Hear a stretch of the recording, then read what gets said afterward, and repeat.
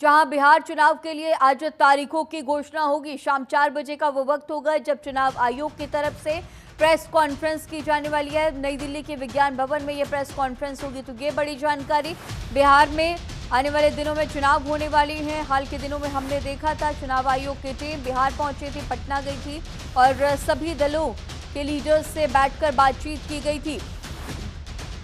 तो तमाम सुझाव के बाद अब तारीखों के नतीजे पर पहुंचती हुई चुनाव आयोग और आज शाम 4 बजे प्रेस कॉन्फ्रेंस होगी और इस प्रेस कॉन्फ्रेंस के जरिए ये जानकारी सामने आएगी कि चुनाव कब और कहां, कैसे, किस तरह से बिहार में ये इलेक्शन कराया जाना है। तो अब आपको ग्राफिक्स के जरिए भी समझाते हैं बिहार की भौगोलिक स्थिति क्या है।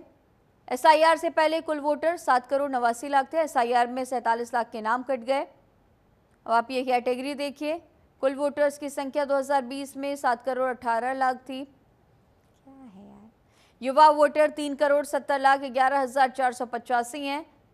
एसआईआर में 47 लाख लोगों के नाम कटे। फाइनल वोटर लिस्ट में मतदाता 7,42,00,000 है। पुरुष की अगर हम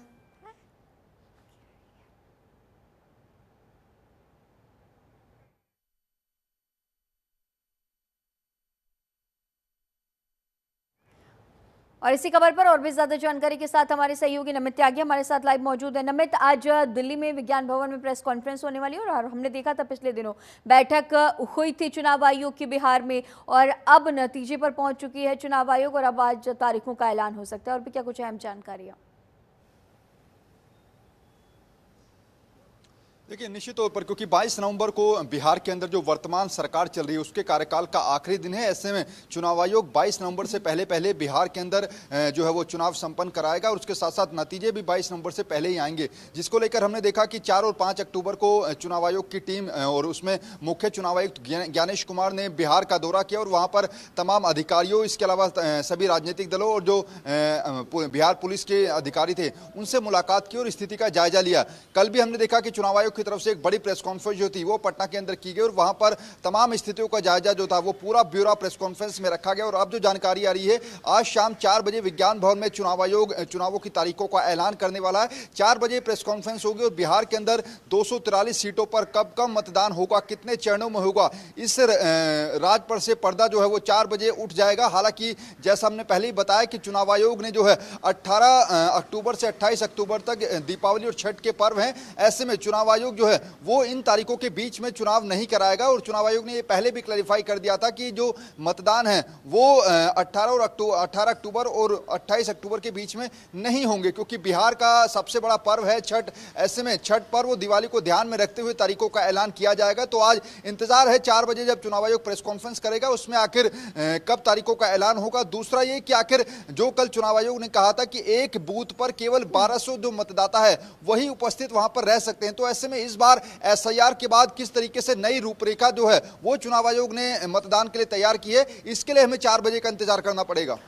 निश्चित तौर पर इस बार एसआईआर के बाद चुनौतियां भी देखी जाएंगी क्योंकि बिहार में चुनाव होने वाले हैं और एसआईआर का मुद्दा भी लगातार गहराता जा रहा है। पिछले दिनों नमित हमने देखा था बिहार में चुनाव आयोग की टीम पहुंची थी और बड़ी बैठक की गई थी सभी पार्टी के लीडर से। साथ ही साथ तमाम दलों ने अपने सुझाव दिए थे, 2 चरणों में मतदान कराने की बात की गई थी। तो क्या देखा जाए इस बार, क्योंकि बिहार की अगर हम जनसंख्या की बात करें तो बहुत बड़ी आबादी है बिहार में, बहुत ज्यादा संख्या में लोग रहते हैं। ऐसे में कितनी बड़ी चुनौती देखी जाएगी और नतीजा क्या कुछ निकल कर आ सकता है, क्या कुछ सर्कमस्टेंसेस बनेंगे?